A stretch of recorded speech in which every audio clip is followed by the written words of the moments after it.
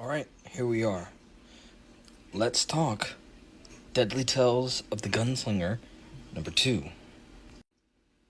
Well, in this, we literally started off where we ended from the last issue, where the one guy that was the demon and or entity going up against the gunslinger happened to split into two. They just start going in on him, and he's blasting away with his six-shooter revolvers, but nothing's happening. They literally take a bite out of his skull, and they're talking smack to him the whole time. They're throwing him around, everything like that. Well, eventually, as he's blasting away, he's doing everything he can, he hits the ground. There's nothing more for him.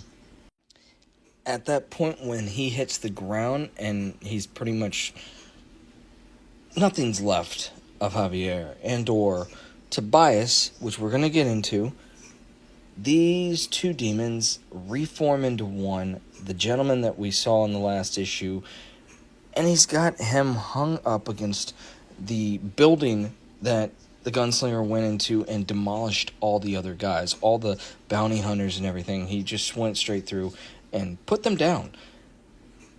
Gunslinger is pinned up against the wall, and this guy lets him know, if you survive this, go and meet and or ask about Wyatt King.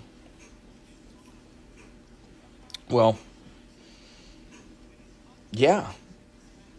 Whoops. Javier's butt. And then leaves this man saying, if you happen to live, you happen to live. Well, while all that's going down, and he's had the opportunity to kind of linger there as the demon strolls off into the distance, two foxes and or wolves come to the rescue, to the point that the gunslinger just asks him, pull. Right here, he's just telling him, pull. They completely separate his hand and pull him into the building. It's at this point that he goes into a dream-like state, and he starts to reminisce, or at least that's what it seems to be, like a dreamlike state. He's got to be completely unconscious. It just kind of jumps into something that you're not entirely understanding until you get into the real grit of the story. And that story is of him and his sister, and he's going over one of the fondest memories he has while he's in this dreamlike state. He's remembering his father and his mother, and the father going off to do some kind of business trip. They have a confrontation where a man is running on the train station, and shots are fired, and that gentleman is unalived by those gunshots, and the father takes a hit. They meet a doctor, but it's here that they show a lot more of the bond between the sister and the brother, and we also finally get introduced with the name of Tobias. Although I will say I'm really bad at names, so if that is not the correct pronunciation, I do apologize, and I'll make sure that I do get the pronunciation right the next time. And if I am right, woohoo! But I digress. Well, getting to this point actually is the stepping stone of when he wakes up from that nightmare, realizing where he was slightly, he's still kind of hazed. Got his ass handed to him. Gotta give him a little bit of a moment.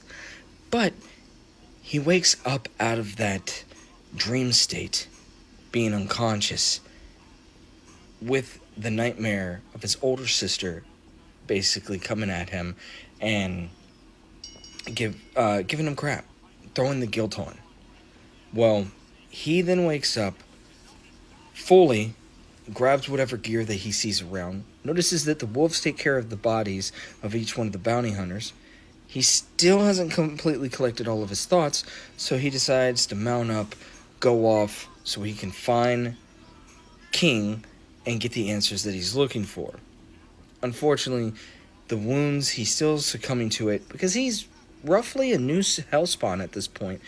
He hasn't really developed anything. He hasn't really gotten used to everything. So he's just beat to crap. He is found by a whole bunch of women and pretty much, well, I mean, if you've ever seen Gunslinger, Hello Kitty. If I'm not mistaken, her name was Miss Kitty. It's been a while since I've watched that show. Fully.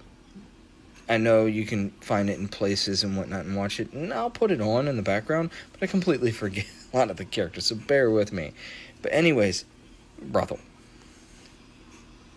And that's when we end up with the head honcho of this brothel and or whatever you'd like to call it, coming at him pretty much full-on demon powers. He shoots at her, no effect going into play.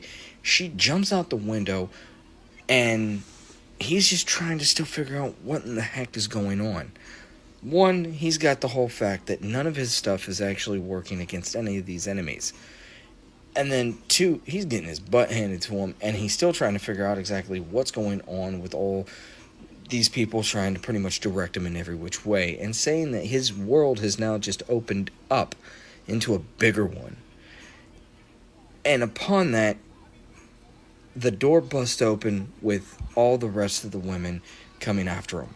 And I have to say, being a fan of Tales from the Crypt, Bordella of Blood, I love the name Bordella Bloodbath for the next issue, of which I do have. And I am going to end up reading, and we'll end up talking about it. So I'll see you in the next one.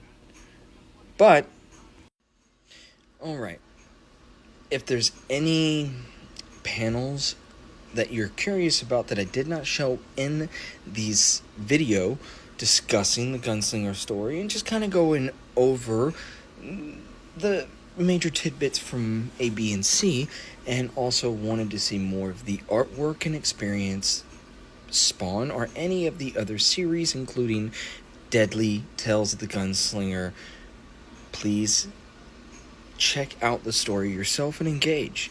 You do not have to start with this one right here, but if you do want to, you can find this on Comixology, and either that, which I believe now is on Amazon Prime or something, but so you can find it on most apps that will run Image Comics and be able to read this.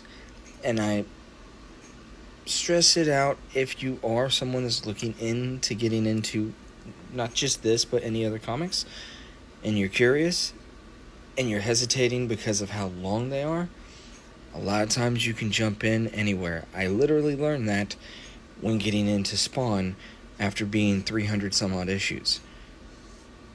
They make it very easy for new followers to jump in. Sometimes you'll jump in the middle of an arc, but over time, after you've gotten it from that, it kind of goes pretty well. It's up to you whether or not you end up liking it. And on that, if you do want to check this out in stores outside of having the app, go to your local comic book store, ask them about where they keep whatever comic book series you're looking for in the Spawn universe. Check it out. Outside of that, I'll catch you in the next video, and we'll talk some more. Until next time, later.